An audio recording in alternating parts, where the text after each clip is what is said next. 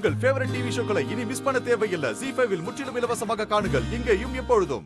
இப்படி ஊர் பேர் தெரியாத ஒருத்தனை மாப்பிளையா ஏத்துக்க வேண்டிய அவசியம் அக்காக்கு என்ன வந்துச்சு? எல்லா விஷயத்திலயும் புத்திசாலித்தனமா இருக்கிறவ இந்த விஷயத்துல மட்டும் எப்படி கோட்டை விட்டானே தெரியல.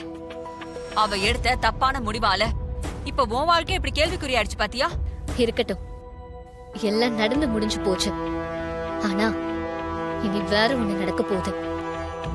என்ன சொல்ற ரேவதி? இது வரைக்கும் அவன் நினைச்சத நடத்தினா, இனி நான் நினைச்சத செய்ய போறேன். அவன் சைலண்டா இருந்த அவன் நிஜ முகத்தை காட்டினான்ல, இனிமே இந்த ரேவதி யாருன்னு அவனுக்கு காட்ட போறேன். ஏண்டா இவ கழுத்துல தாலி கட்டணும்னு ஒவ்வொரு நிமிஷமும் அவன் கதற போறான். கரெக்ட் ரேவதி, இப்படிதான் இருக்கணும். அவன் உன் கழுத்துல தாலி கட்டிட்டா நீ அழுதுகிட்டு மூலையில உட்காந்து முடங்கி கிடக்கணுமா? அவனுக்கு திரும்பவும் பதிலடி கொடுக்கணும். அப்பதான் நீ யாருங்கிறத அவன் புரிஞ்சுக்குவான். உங்க அம்மாவும் அவன் தான் உன் புருஷன், அவன் தான் உன் வாழ்க்கைன்னு உன்னை பிரெயின் வாஷ் பண்ண பாப்பாங்க. அதுக்கெல்லாம் நீ அசைஞ்சு கொடுத்துட கூடாது. நீ உன் முடிவுல உறுதியா இருக்கணும். அப்பதான் பழி வாங்கி அவனை இந்த வீட்டை விட்டே துரத்த முடியும்.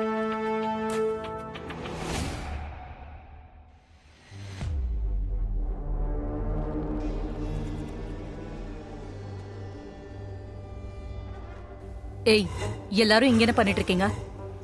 ஏற்கனவே ரேவதி குழம்பி போயிருக்கா. எல்லாரும் உங்க பங்குக்கு ஏதாவது சொல்லி அவ மனச கலைச்சுக்கிட்டு இருக்கீங்களா? அக்கா, நாங்க என்ன கலைக்கிறது?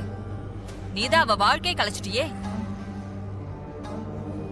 பெத்த மகளோட விருப்பத்துக்கு மாறா ஒரு முடிவெடுத்து போயும் ஒரு டிரைவருக்கு கல்யாணம் பண்ணி கொடுத்திருக்க. ரேவதிய பாருக்கா, எவ்வளவு சோகமா இருக்கான்னு. ஒரு கல்யாண பொண்ணுக்கான சந்தோஷம் கொஞ்சம் கூட அவ முகத்துல இல்ல.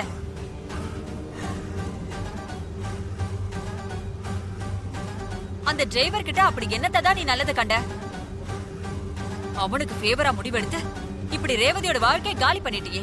சந்திரா, நான் எடுத்த இந்த முடிவு இப்ப வேணா தப்பா தெரியலாம். பின்னாடி நான் ஏன் இப்படி ஒரு முடிவை எடுத்தேன்னு தெரிஞ்சா நீங்க எல்லாரும் சந்தோஷப்படுவீங்க. நாங்க யாரும் சந்தோஷப்பட போறது இல்லக்கா. நீதான் இப்படி ஒரு காரியத்தை செஞ்சுட்டோமேன்னு வருத்தப்பட போற. சரி, இப்படியே பேசிக்கிட்டு இருந்தா ஒரு முடிவே இல்லாம போகும். இப்போ அதை விட ஒரு முக்கியமான காரியம் இருக்கு. ரேவதி, கல்யாணம் ஆன கையோட பூஜை ரூம்ல வந்து விளக்கேத்தணும். வா, வந்து விளக்கேத்து. அம்மா, என்னம்மா நினைச்சிட்டு இருக்கீங்க? என்னோட ஃபீலிங்ஸ் புரிஞ்சுக்கவே மாட்டீங்களா? விருப்பம் இல்லாத கல்யாணத்தை பண்ணி வச்சுட்டு எல்லா சாஸ்திர சம்பிரதாயத்தையும் செய்ய சொல்றீங்க. என் வாழ்க்கையே போயிடுச்சு. சாமிக்கு விளக்கேத்தனா மட்டும் என் வாழ்க்கை வெளிச்சமாயிடுமா? தயவு செஞ்சு இந்த மாதிரி விஷயங்களை செய்ய சொல்லி என்ன கம்பல் பண்ணாதீங்க. இதை எதையும் செய்யற மனநிலையில இல்ல. இது பாரு ரேவதி, உனக்கு கல்யாணம் ஆயிடுச்சு. நீ விரும்பினாலும் விரும்பலைனாலும் சில விஷயங்களை செஞ்சுதான் ஆகணும். நீ வேண்டாங்கிறதுனால அது எதுவும் மாற போறது இல்ல. உன்னை விளக்கேத்த தானே சொன்னேன், அதுக்கே இவ்ளோ கோவப்படுற? நம்ம வீட்ல இதுக்கு முன்னாடி நீ விளக்கேத்துனதே இல்லையா? அது மாதிரி இதையும் நினைச்சுக்கோ. அக்கா, என்ன பேசுற நீ? அப்ப விளக்கேத்துனதும் இப்ப நீ விளக்கேத்த சொல்றது ஒன்னா? ரேவதி தான் முடியாதுன்னு சொல்றாள். அவ இஷ்டத்துக்கு தான் கொஞ்சம் விட. சந்திரா, நீ கொஞ்சம் பேசாம இருக்கியா? அவ ஏற்கனவே கோவத்துல இருக்கா. நீயும் அதுக்கு தூபம் போடுற மாதிரி பேசுற. ரேவதி, அம்மா நான் சொல்றேன்ல, வா வந்து சாமி ரூம்ல விளக்கேத்து. இப்ப என்னம்மா, விளக்கேத்தணும் அவ்வளவுதானே? இந்த கல்யாணத்துல எனக்கு பிடிக்காத விஷயமா தான் வரிசையா நடந்து வந்துட்டு இருக்கு. இதையும் பிடிக்காமலே செஞ்சுட்டு வந்துடுறேன்.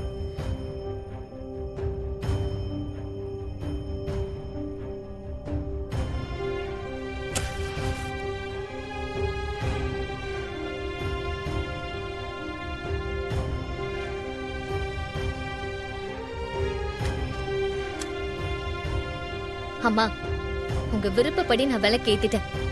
இப்ப உங்களுக்கு சந்தோஷம் தானே? இது மட்டும் தானா, இல்ல இன்னும் ஏதாவது இருக்கா சொல்லுங்க, அதையும் செய்யறேன். இனிமே நீ எதுவும் செய்ய வேண்டாம். போய் ரெஸ்ட் எடுப்போம்.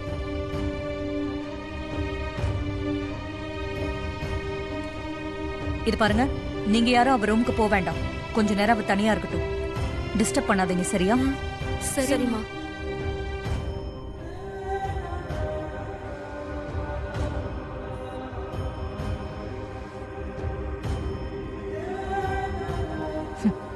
ரேவதிக்கு இப்ப என்ன கொன்னுடுற கோவம் இருக்கு. அவ வாழ்க்கையை ஸ்பாயில் பண்ணிட்டேன்னு நினைக்கிறா. அவ நல்லா இருக்கணும் தான் ஒவ்வொன்றுத்தையும் பார்த்து பார்த்து செய்யறேன்னு அவளுக்கு ஏன் புரிய மாட்டேங்குது. அவளுக்கு கொஞ்சம் கொஞ்சமா எல்லாத்தையும் புரிய வச்சு பழைய நிலைமைக்கு கொண்டு வரணும். அதுக்கான முயற்சியை தான் இனி நான் செய்ய போறேன். மாப்பிள, எனக்கு எவ்வளவு சந்தோஷமா இருக்கு தெரியுமா? கல்யாண மண்டபத்துல என் சந்தோஷத்தை வெளியில காட்டிக்க முடியல மாப்ள. என் தங்கச்சி பையனா உங்களை மாப்பிள்ளன்னு கூப்பிட்டு இருந்தேன். இன்னைக்கு என் பொண்ணை கட்டிக்கிட்டு நிஜமாவே எனக்கு மாப்பிள்ளை ஆயிட்டீங்க. என் மனசு அப்படியே பூரிச்சு போச்சு மாப்ள. மாமா, ஆனா ஒரு விஷயம், சகல யாருன்னு தெரியாத வரைக்கும் தான் அத்தை பேசாம இருப்பாங்க. இவர்தான் உங்க தங்கச்சி பையன்னு தெரிஞ்சது இந்த வீட்டுல ஒரு பூகம்பமே வெடிக்கும். ஐயோ மாப்ள, நீங்க வேற ஏதாவது உளறிட்டே இருக்காதீங்க. ஒரு நல்ல விஷயம் வீட்டுல நடந்திருக்கு, அதை நினைச்சு சந்தோஷப்படுவோமே. நீங்க சொல்றது கரெக்ட் தான் மாமா. எவ்வளவோ சமாளிச்சிட்டோம், இத சமாளிக்க மாட்டோமா?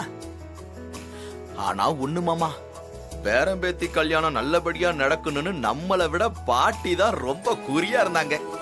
கல்யாணம் முடிஞ்சது எவ்வளவு சந்தோஷமா குதூகலமா போனாங்கன்னு பாத்தீங்களா? இல்லையா அப்படின்னா எங்க அம்மா தானே ரொம்ப உறுதியா இருந்தாங்க.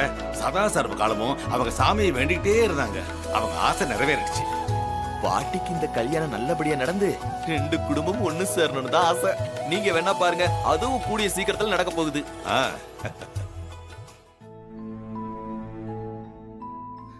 என்ன மாப்ள, நாம இவ்வளவு சந்தோஷமா பேசிட்டு இருக்கோம், மாப்பிள்ளை எதையுமே காதுல வாங்காம நிக்கிறாரு. ஆமா மாமா, சகலைக்கு நம்ம பேசுறது எதுவுமே காதுல விழல. ஏதோ டீப்பா திங்கிங்ல இருக்காப்லையே. இருங்க நான் கேக்குறேன். மாப்ள, என்ன மாப்ள, நாங்க இவ்வளவு நேரம் பேசிட்டு இருக்கோம், எதுவுமே உங்க காதுல விழலையா? அப்படி என்ன யோசனை உங்களுக்கு? இல்ல மாமா, அந்த மகேஷ் கல்யாணத்தப்போ திடீர்னு காணாம போயிட்டான். அவன் எங்க போனா என்ன ஆனான்னு ஒன்னும் புரியல. ஆட, இப்ப எதுக்கு தேவையில்லாம அந்த ஒழுக்கங்கட்ட ராஸ்கலை பத்தி பேசிக்கிட்டு? அவன் நம்ம ரேவதிக்கு துரோகம் பண்ண பார்த்தவன். அவனுக்கு இந்த தண்டனை தேவைதான். அவன் எக்கடாவது கட்டி எங்கேயாவது போறான், நமக்கு என்ன வந்துச்சு? ஆமா மாப்ள, போனவன் அப்படியே தொலைஞ்சிட்டு போறான்னு விடாம அவனை பத்தி எதுக்காக யோசிக்கிறீங்க? இல்ல மாமா, அந்த மகேஷ் எப்படியாவது கண்டுபிடிச்சு ரேவதி முன்னாடி நிறுத்தணும். எல்லாம் உண்மையை சொல்ல வைக்கணும். அப்போதான் என் மேல எந்த தப்பும் இல்லைன்னு அவளுக்கு புரியும். நான் என்னமோ இதெல்லாம் பிளான் பண்ணி அவளுக்கு துரோகம் பண்ணதான் நினைக்கிறான். அவளோட தப்பான ஒப்பீனியனை நம்ம எப்படியாவது மாத்தணும் மாமா. ஏப்பா, இதுக்காகலாமா நம்ம அவனை தேடி போய் கண்டுபிடிக்கிறது? இதெல்லாம் நமக்கு தேவையா? இதெல்லாம் நமக்கு தேவையில்லப்பா. இங்க பாரு, கொஞ்ச நாள் போக போக ரேவதியே ஆட்டோமேட்டிக்கா எல்லாத்தையும் மறந்து போயிடுவா. நீ ஏன் கவலைப்படுற? சமாதானம் ஆயிடுவாப்பா, கவலைப்படாத. ஜீ5 ஆப்பை டவுன்லோட் செய்து அனைத்து எபிசோடுகளையும் இலவசமாக பாருங்க.